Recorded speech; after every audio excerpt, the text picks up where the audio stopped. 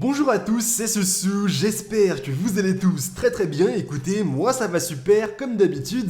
Bienvenue à tous pour cette nouvelle vidéo sur la chaîne de Wondershare Recovery en français. Et aujourd'hui, nouveau tuto qui vous permettra cette fois-ci de récupérer un fichier Adobe XD qui n'a pas été sauvegardé, voire même pire, qui a carrément été supprimé de manière définitive de l'ordinateur. Vous allez voir, il n'y a rien de compliqué. J'espère évidemment que ça vous sera d'une très grande utilité. Commençons tout de suite les explications et la partie pratique. Allez, c'est parti!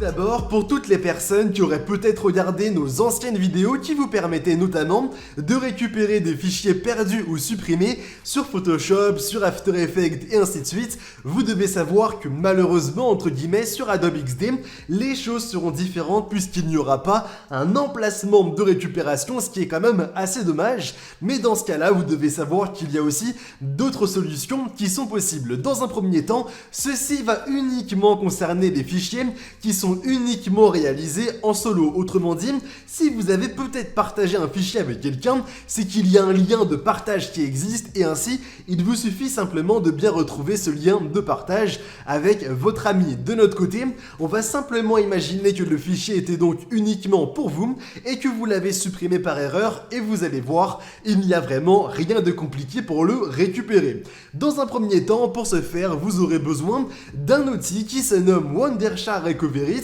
Il est compatible aussi bien sur Windows que sur Mac. Le lien pour l'obtenir sera comme d'habitude dans la description de la vidéo et pour vous expliquer un petit peu à quoi il sert, il vous permet de récupérer des fichiers qui sont perdus ou supprimés de manière définitive d'un PC.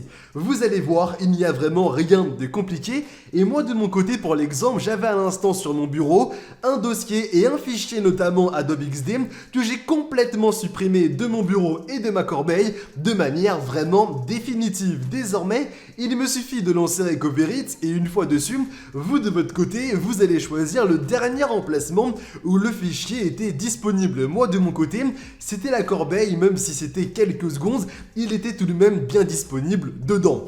Désormais, lorsque vous l'aurez bien choisi, ça peut être donc la corbeille, un dossier spécifique, le bureau, un emplacement externe comme une clé USB, un disque dur externe, une carte SD et ainsi de suite. Il vous suffira de lancer une récupération en cliquant en bas à droite de l'écran et lorsque vous l'aurez bien fait, il y a un chargement qui va directement apparaître à l'écran.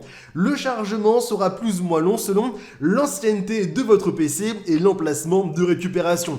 Moi de mon côté, vous vous en doutez, sur ma corbeille, j'ai quand même énormément de fichiers qui sont passés par là, contrairement peut-être à un dossier que j'avais peut-être créé spécialement pour l'occasion. Et désormais, lorsque le chargement sera bien terminé, vous allez voir que vous aurez de votre côté des centaines, voire des milliers, des dizaines de milliers ou même des centaines de milliers de fichiers qui vont être trouvés exactement comme moi. Et désormais, si vous avez vraiment beaucoup trop de fichiers, vous avez une barre de recherche disponible sur Recovery pour affiner vraiment les recherches et trouver surtout le fichier qui vous intéresse. Et désormais, il vous suffira de le sélectionner et ensuite de bien le récupérer directement sur votre PC dans le dossier que vous souhaitez. Et ainsi, vous aurez bien réussi à récupérer le fichier Adobe XD que vous aviez.